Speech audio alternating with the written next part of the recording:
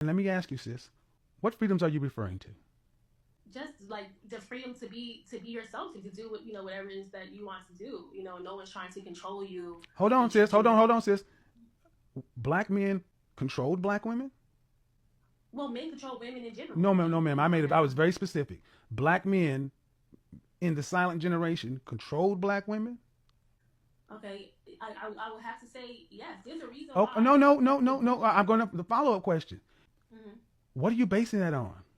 I'm basing it on the fact that the reason why we moved so far from that generation, right? Is because the boomers, they looked at the silent generation. They said, you know what, I don't want to be like my mom, and they made sure that their daughters didn't have to be like their You, oh, mom, now let me stop you right? right there. And guess what? My mother, who's a boomer, is now married at 53 years old. You know what? She realized she made the worst decisions ever by listening to some of this feminist bullcrap because she really admired her mother. See, what you're trying to kind of put out here is back in the day, black women were controlled, dominated, subjugated, and or oppressed by black men. And now you're free. I'm sorry, sis, that color purple bullshit won't work here. Black men have never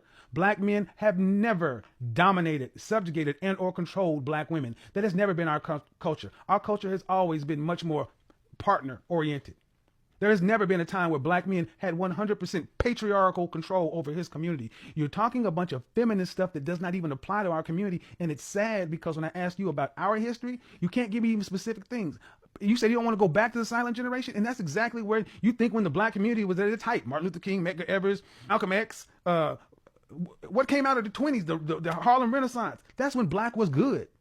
Now, do you think it's good when we got 80% single mother rates, no fathers in the household? We got little girls getting hit in the face with skateboards. Would that have happened back in the 60s when men were controlling